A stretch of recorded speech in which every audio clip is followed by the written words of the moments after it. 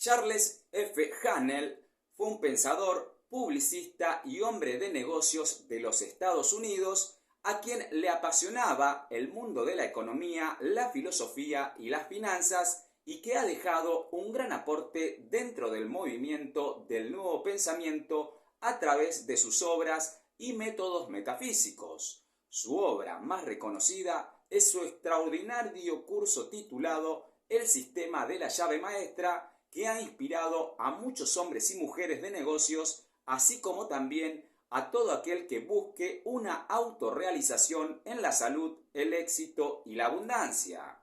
El autor del exitoso libro Piense y hágase rico, Napoleón Hill, escribió una carta al respecto donde le agradece y declara: mi éxito actual y el éxito que siguió a mi trabajo como presidente en el Instituto Napoleón Hill se debe en gran parte a los principios establecidos en el sistema de la llave maestra, en tanto que se dice que Bill Gates encontró una copia del libro El sistema de la llave maestra cuando estudiaba en Harvard, y que este libro lo inspiró de tal forma que abandonó la escuela y comenzó su carrera en la industria de la computación, que lo convirtió posteriormente en el hombre más rico del mundo como fundador y propietario de Microsoft.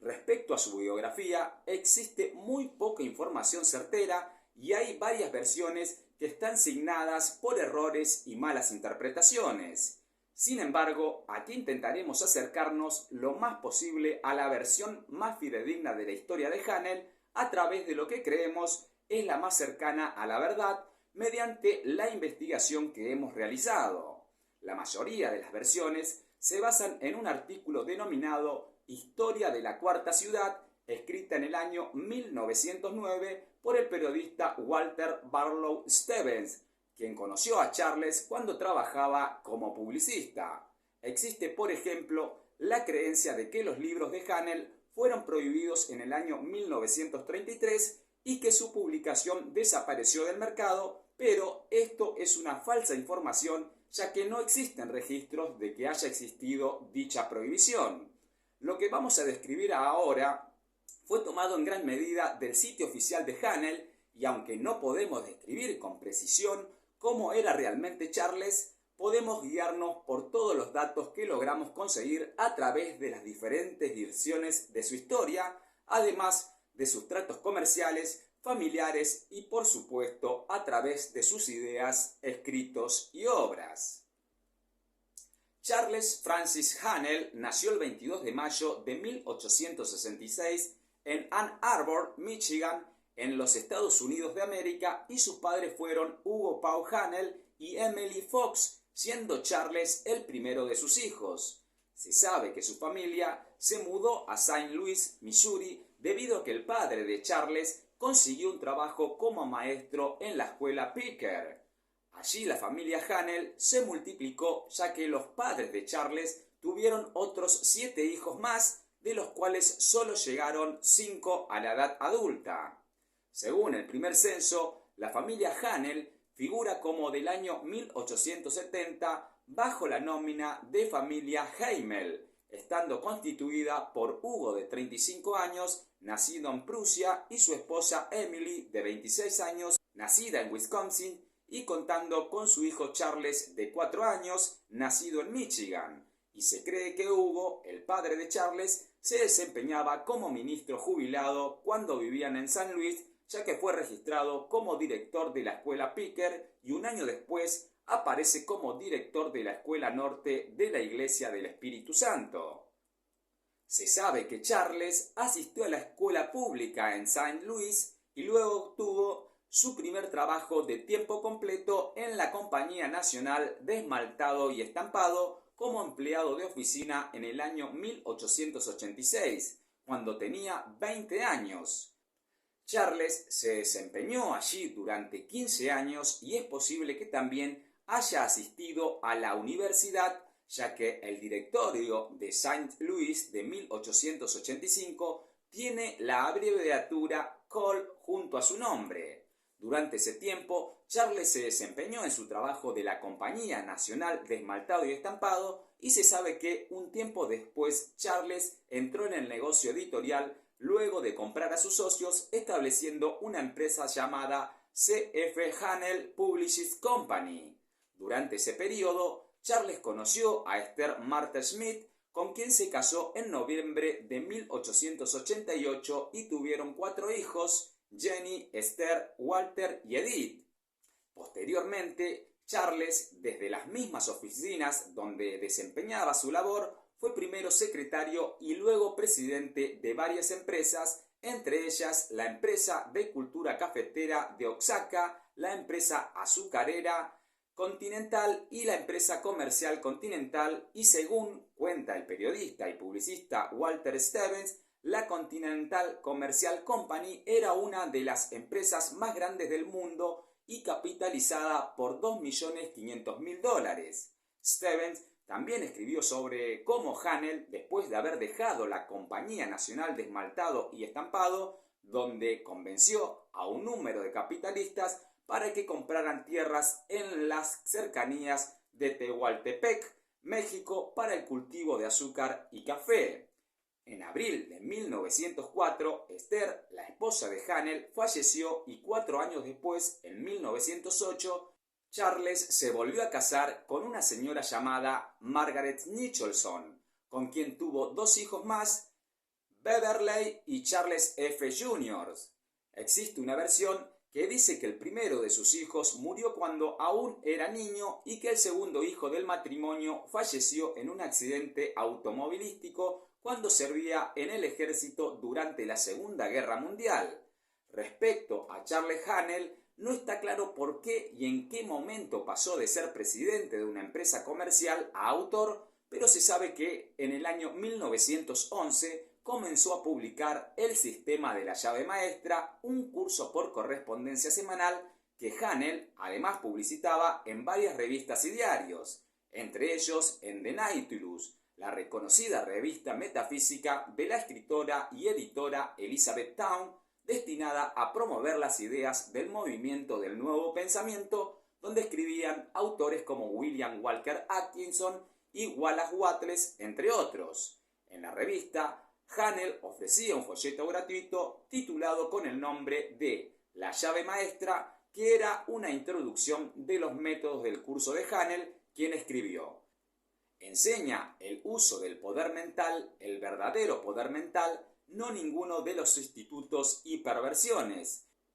No tiene nada que ver con el hipnotismo, la magia o cualquiera de los engaños más o menos fascinantes por los que muchos han sido inducidos a pensar que se puede obtener algo por nada. El folleto también decía: el sistema de la llave maestra viene en 24 partes, una parte se envía por correo cada semana, cada parte tiene una serie de preguntas mediante las cuales se evalúa su comprensión de la lección. Si bien no se sabe con exactitud la fecha de cuándo comenzó a publicarse el sistema de la llave maestra, se cree que fue en el año 1912, pudiéndose constatar que Hannell registró los derechos de autor en 1916. Recordemos que, cuando fue publicado por primera vez el sistema de la llave maestra, se hizo a través de un curso por correspondencia con 24 lecciones a seguir semanalmente para luego hacer un compendio completo en formato de libro.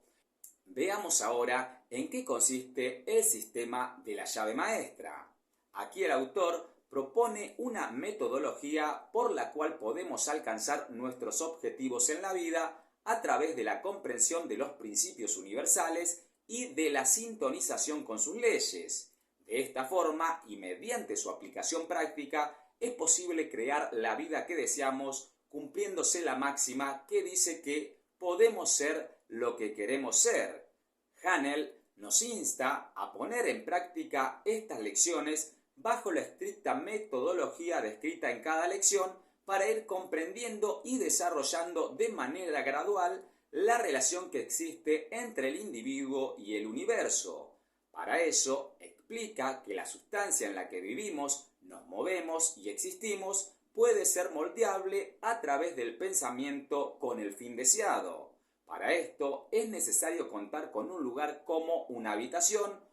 donde nadie vaya a interrumpirnos Tener un asiento donde todos los días podamos relajarnos unos 15 o 20 minutos con los ojos cerrados y en absoluta quietud comenzar a impresionar a la mente subconsciente a través de la visualización, la creación de imágenes o sentimiento de lo que queremos manifestar en nuestra vida. A medida que avancemos en estas prácticas de quietud, serenidad, claridad mental y concentración, iremos desarrollando ese poder espiritual con el cual podremos formarnos un circuito en relación y armonía que opere con lo universal y así traer a la existencia nuestros requerimientos de salud, abundancia o lo que deseemos. Durante este proceso de comprensión, dice, se irán formando las células cerebrales que comenzarán a tener una vibración acorde con las nuevas ideas que nos irán llegando para así incrementar la capacidad de realizar nuestros propósitos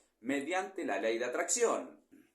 Nos insta, además, a mantener pensamientos positivos y creativos y no caer en pensamientos negativos o destructivos, y para eso hace alusión al guardián de la puerta que conscientemente debe tener especial cuidado en no dejar entrar a la mente ideas desalentadoras, de temor o cualquier pensamiento negativo, ya que la mente subconsciente lo imprimirá y lo manifestará a su debido tiempo por ley de crecimiento. Respecto a este éter, dice, podemos representarlo como un lugar fértil donde cada pensamiento que sembremos tenderá a manifestarse en su debido momento. El pensamiento es la causa y las situaciones que vivimos son los efectos. Es por eso que es menester mantener pensamientos de índole positivos para tener una buena cosecha, es decir, una buena vida.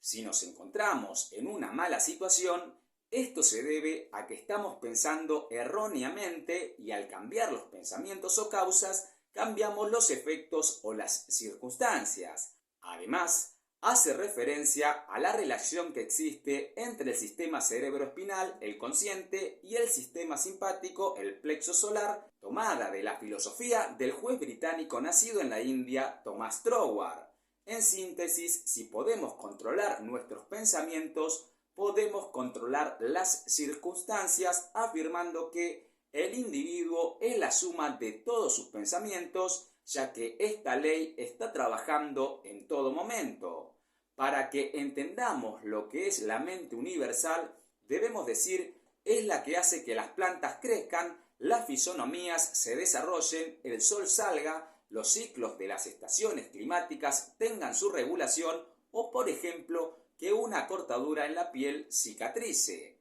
A medida que vayamos poniendo en práctica estos métodos, iremos incrementando nuestro poder de acceder a la mente de Dios o mente subconsciente, que por cierto no tiene simpatía ni antipatía por nadie y que solamente trabaja y opera a través de sus leyes. La mente universal es creativa y es a través del individuo y sus pensamientos más constantes y cargados de sentimientos los que imprime a esta mente subconsciente y hace que podamos manifestar lo que se desea, sea esto bueno o malo. Además, propone como premisa de compensación que obtenemos lo que damos y la primera ley del éxito es el servicio. Esta obra tuvo gran repercusión no solo en el ambiente espiritual, sino que también en el ámbito político, ya que después de las elecciones de 1920, el Comité de Privilegios y Elecciones del Congreso de los Estados Unidos elaboró un informe donde hay una mención específica de Hanel.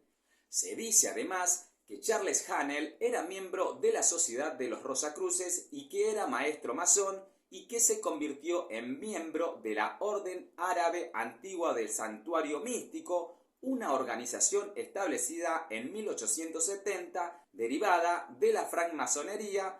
pero también se dice que Charles nunca ocupó un cargo en la masonería y que fue suspendido el 20 de noviembre de 1935 por falta de pago de las cuotas de membresía. Después de publicar El sistema de la llave maestra, Hanel escribió varios libros más en la misma línea de pensamiento, como La nueva psicología, Ciencias sociales, Química mental, Un libro sobre ti y su último libro publicado en 1937, Los asombrosos secretos del yogi junto a Víctor Dane, un naturópata, ocultista, físico-culturista y escritor de yoga británico que escribió numerosas obras sobre salud y bienestar interior.